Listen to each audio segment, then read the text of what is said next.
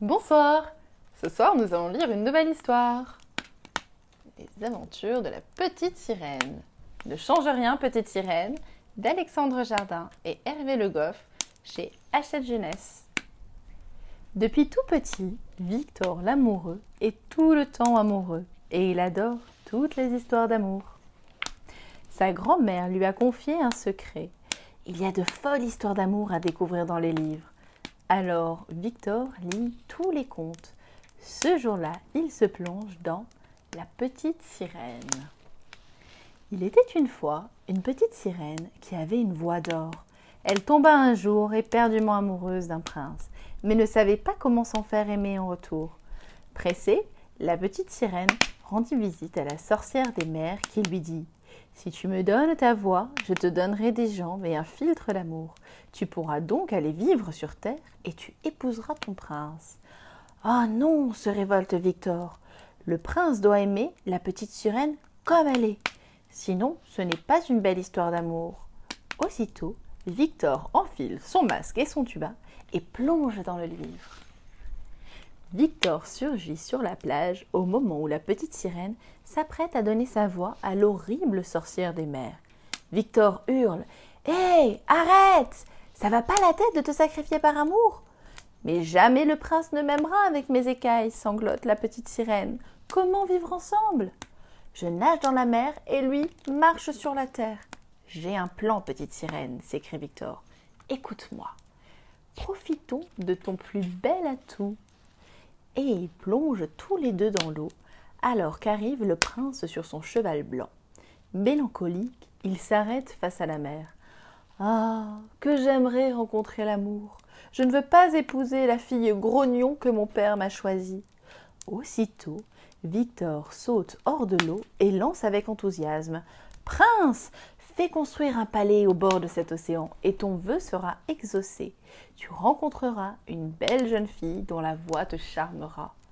Quand viendra-t-elle ? Dès que le palais sera achevé.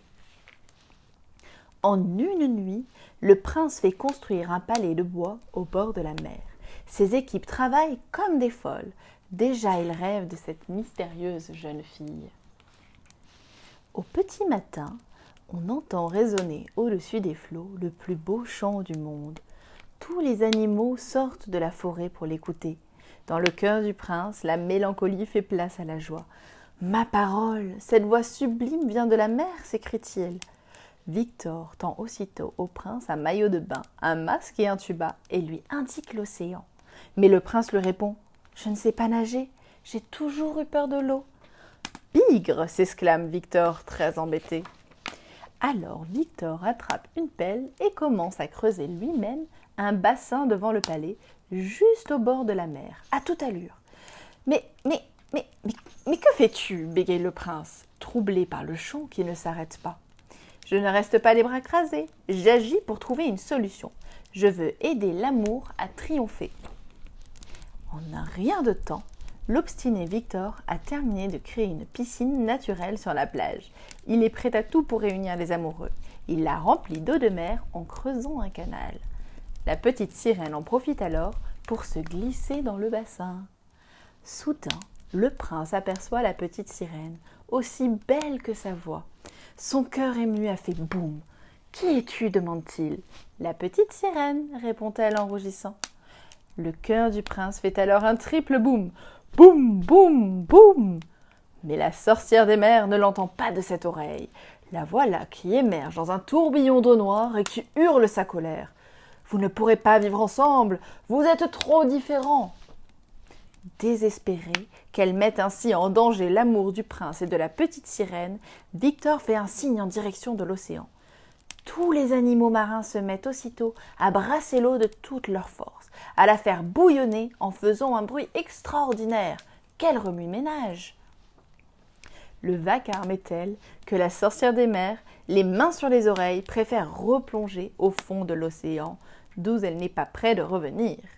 La musique se calme doucement. La petite sirène demande alors au prince « M'aimerais-tu comme je suis ?»« Surtout ne change rien, petite sirène. Ta voix d'or a touché mon cœur. » Et c'est ainsi que la sirène épousa le prince, qui l'aima comme elle était. Elle aussi l'adorait avec ses petits défauts. Quel beau mariage au bord de la mer ce fut. Il y eut dans l'assistance nombreuses autant d'invités avec des pieds qu'avec des nageoires, et les époux vécurent heureux grâce au bassin creusé par Victor qui les réunit pour toujours. Tout content de voir que l'amour est décidément plus fort que les différences, Victor n'a plus qu'à retourner dans sa vie à lui. À bientôt pour une nouvelle histoire.